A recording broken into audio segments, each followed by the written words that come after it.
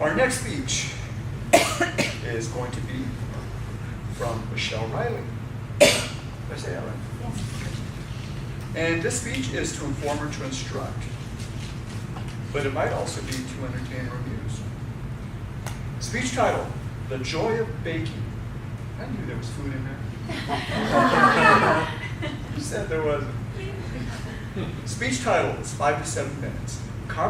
This is from the Confident Communicator Manual, speech number 2. Michelle Riley is going to share with us one of her favorite hobbies and why you should do it too. This is her second speech. Please welcome Michelle.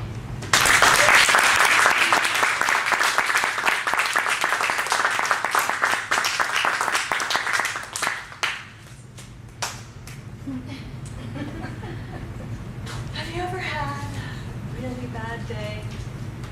I mean, like you got stuck in the worst traffic.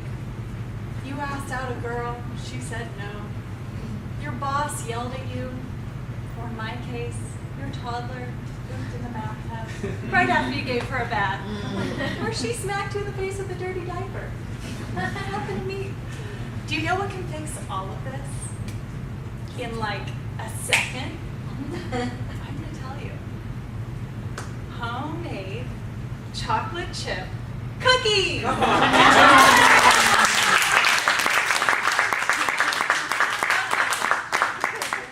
And homemade banana bread. Oh, wow. There's no nuts in any of this. What I want to share with you today is why I love to bake, why I love to eat what I bake. Please pass it around. And why you should do it too. So baking for me is something that feels like home. I grew up with a mother who was always cooking in the kitchen. She was always baking amazing treats, homemade coconut bonbons, 3-layer bars, homemade carrot cake with that delicious cream cheese frosting, snickerdoodles.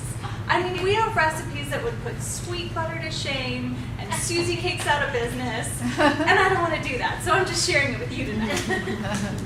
So yes, always, I'd come home from school, my mom was baking, and I don't know how she did it because she was, working during the day, going to school at nights, and she found time to do this for us because it's how she grew up.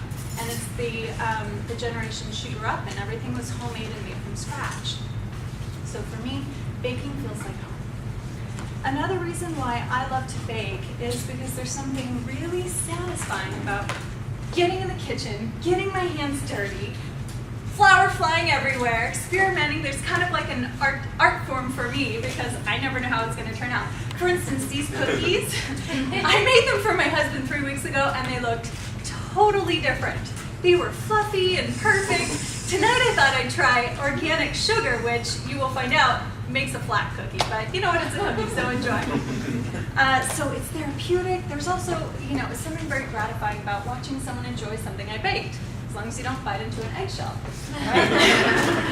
And, my husband and I love to host parties and have people over, and I just love sharing that gift that is fun for me, and it's really my language of love. And my husband is quite lucky because he gets to enjoy my language of love all the time and be my #1 taste tester. And so does my family. Another reason why I love to bake is, for me, it's easy. I think it's really interesting that a lot of people think cooking is easier than baking. Because for me, it's so much easier to bake, and plus it's so much more fun to be around sugar than it is to cook. I mean, guys, all you have to do if you're baking is follow the recipe. 2 eggs, 2 cups of sugar. 2 cups of sugar. You just follow it. I mean, you don't have to veer. In my case, I like to get a little, experimental and do coconut flour instead of regular flour because it's actually a little healthier. Or applesauce instead of butter. If I'm feeling a little healthy. But there's just something really, fun and easy about doing something for someone you care about and someone that someone you appreciate. And you guys know how it feels when you get something homemade and homemade wrapping. It's so much better than something that's store-bought, right? Or Thanksgiving. Why do we love Thanksgiving? Is there something very familial, nostalgic. You know, there's something very special about the fact that someone took the time to do something for you. Now, I will share with you this one time, and it was the most important time that I was baking something, and that was for my future mother-in-law. I was meeting her for the first time, and I wanted to bake her my fresh apple pie. Like, I'm talking the Dutch apple pie with the buttery crumbles on top. I've made it 100 times, like in my sleep, and so I was like, okay, I'm gonna do this for her when she comes out to visit. The mistake I made was I made this pie in my husband's bachelor pad in his virgin oven. A virgin oven is an oven that has never been used. Okay, when I met him, I opened up his refrigerator and he had mustard and ketchup, and that was it. So I baked this pie in his oven. He had talked up my pie all day long. His very stoic Korean mother was very excited to try it, and so I was in the kitchen and cut through it, and it had a little too much give, you know what I mean? It was all slush. And I looked around the room, I was looking for like a getaway. I was like, I gotta get out of here. I was just sweating and so embarrassed. But the bottom line is she was so moved and touched that I took the time to do it, that it didn't matter that it was an apple pie slushie. We just poured it over the ice cream and it was good to go. So I encourage you all, if you haven't done it in a while, and if you're having a bad day, oh my gosh, having a chocolate chip cookie or having something homemade for yourself, for someone you care about, just take the time to do it. It only took me half an hour to do this. Maybe a little bit longer with a toddler, but still totally worth it.